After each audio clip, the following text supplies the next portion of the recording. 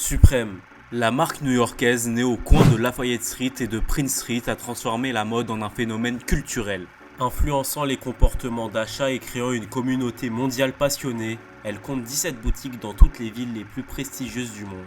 Une marque de streetwear qui joue sur le désir, la rareté et la culture, qui a été rachetée pour plus de 2 milliards de dollars en 2020. Mais le nom de Supreme ne retentit plus de la même manière. Actuellement controversé à cause d'une histoire avec l'une de leurs figures emblématiques, dans une mauvaise passe depuis un moment, quelque chose de mauvais se crée. Revenons-en au début et retraçons ensemble son histoire pour comprendre cette situation. Crowley, Angleterre. Né aux États-Unis en 1963, James Jebbia arrive à l'âge de 1 an en Angleterre. Et c'est bien à 50 km de Londres qu'il prit goût à la sape et l'art. Père dans les forces de l'air américaines, mère enseignante, le jeune Jebbia vit une vie paisible en Angleterre. C'est à ce moment qu'il eut l'envie de créer sa propre boutique de vêtements. Dans son style, à l'âge de 19 ans, il retourne aux États-Unis, à New York, pour concrétiser ses projets. Il commencera par travailler dans des skate shops et apprendra les bases du métier. Il rencontrera Shawn Stussy, le fondateur de la marque Stussy, et commencera à travailler pour eux en 1991. Il s'associera avec lui et apprendra énormément sur la culture du skate et des méthodes de vente ingénieuses employées par la marque et son fondateur. Au lieu de produire en masse pour se développer comme la majorité des marques, Stussy crée moins que la demande, ce qui a pour effet de créer de la frustration chez les consommateurs et donc de les pousser à rester branchés pour se procurer la marque. Et leur réaction confirme ce que la marque veut mettre en place. It's cool. Full effect, man. They're hot, hot. He is hot. Clothes are dope.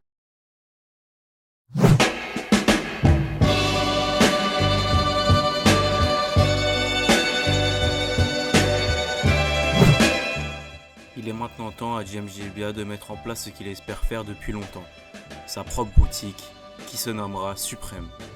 En 1994, il revend ses parts de Stussy et fonde la boutique de vêtements et de skate Supreme.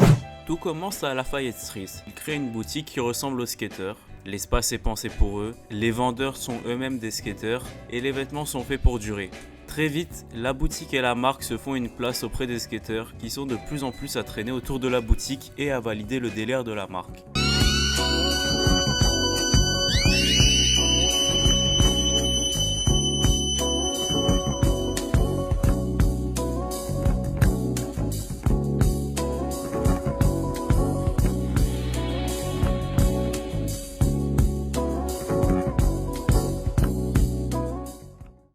Supreme, contrairement aux autres marques de skate indé, propose des sapes de qualité. Les inspirations de la culture hip-hop, punk rock et skateboard ont complètement lancé la marque et très vite, elle a pu se développer petit à petit jusqu'au début des années 2000.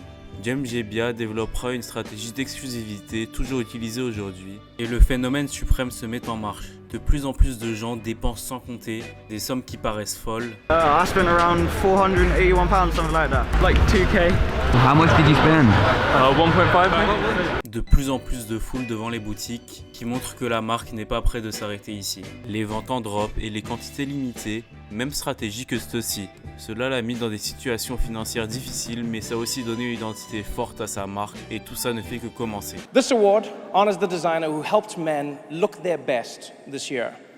The menswear designer of the year is Supreme.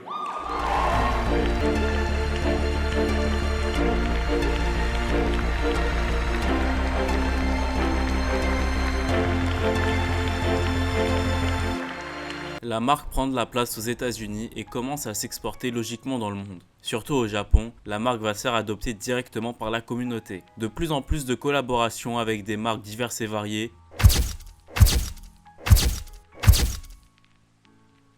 Et des personnalités vont s'afficher sous Supreme, ce qui conduit logiquement à l'expansion de la marque. 36 years young, got 30 kids. Très rapidement, Supreme a réussi à se faire une place de choix dans l'industrie de la mode. La marque a su cultiver un esprit de communauté en sponsorisant des skateurs locaux et en organisant des événements artistiques. Les collaborations avec des artistes renommés ont également contribué à renforcer son image de marque avant-gardiste. Petit à petit, Supreme a acquis une réputation mondiale et est devenu un symbole de la culture streetwear. Il est maintenant temps de vous parler de sa plus grande collaboration. La marque Supreme s'associera en 2017 avec la marque de luxe Louis Vuitton. C'est une collaboration majeure entre les deux marques, combinant le monde du luxe et du streetwear. Cette collaboration retentit dans le monde entier Et c'est juste historique pour la mode à ce moment-là. Le seul côté négatif dans tout ça est que les pièces proposées sont assez décevantes. Look at this quality. The quality's bad. Damn. How much? Around 350. 350. Et quelques années plus tard, on retiendra surtout le symbole de la marque de luxe Louis Vuitton et de la marque de streetwear Supreme plutôt que produits en eux-mêmes. Et si on veut prendre du recul sur leur collaboration, c'est surtout que du positif. Supreme continue à faire son chemin et continue à épater dans le milieu de la mode. En 2018, Blessed sort.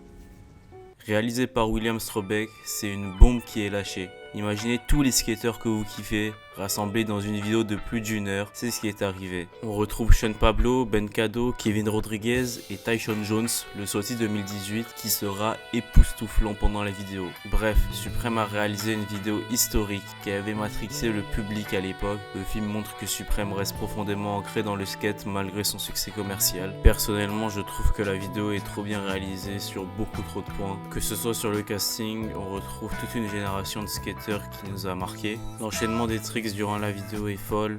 La réalisation de William Strobeck avec ses plans rapprochés, les musiques utilisées, tout ce qu'on aime voir dans les parcs de skate habituellement, on le retrouve dans ce film de plus d'1 heure. Et tout ça, c'est juste trop kiffant.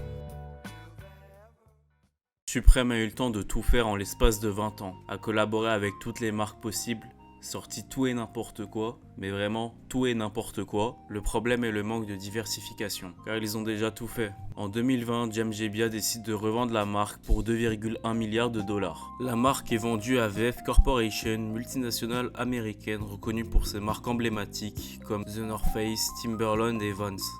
Pause. 4 ans plus tard, la marque a été rachetée par EssilorLuxottica. Le numéro 1 mondial de l'optique a obtenu un accord pour 1,5 milliard de dollars. Le groupe franco-italien possède déjà plus de 11 marques comme Ray-Ban, Oakley, Vogue et plein d'autres.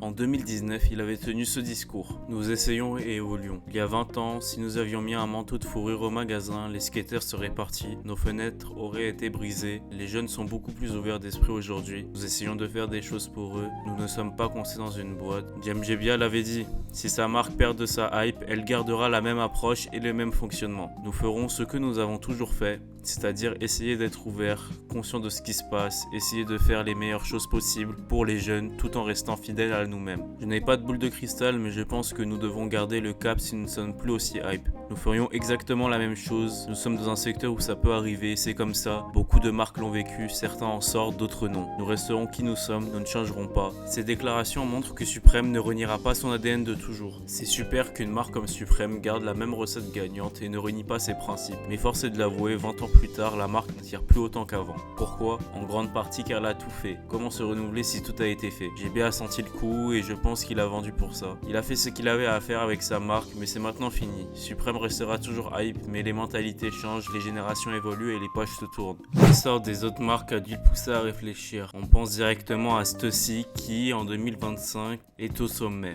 Pour ce qui est de Supreme, en 2025, la marque compte 17 boutiques dans toutes les capitales du monde. Mais le nom Supreme ne retentit plus de la même manière. Actuellement controversé à cause d'une histoire avec Tyshon Jones, skateur professionnel et figure emblématique de Supreme, il a intenté une action en justice contre Supreme en mai 2025, réclamant 26 millions de dollars pour rupture abusive de contrat et diffamation. Il affirme que Supreme a mis fin à son contrat de sponsoring d'une valeur de 1 million de dollars par an en septembre 2024, soit 15 mois avant son expiration. La marque aurait invoqué une violation incurable du contrat après que Jones ait participé à une séance photo pour Marc Jacobs. Supreme aurait aussi terni l'image de Jones pour le rendre indésirable auprès des autres marques. Pour le public, c'est décevant de voir Supreme avoir un tel comportement pour certainement ne pas perdre plus d'argent qu'il n'en perd aujourd'hui. L'opinion publique soutient évidemment Jones et ça ne fait que dégrader l'image de Supreme.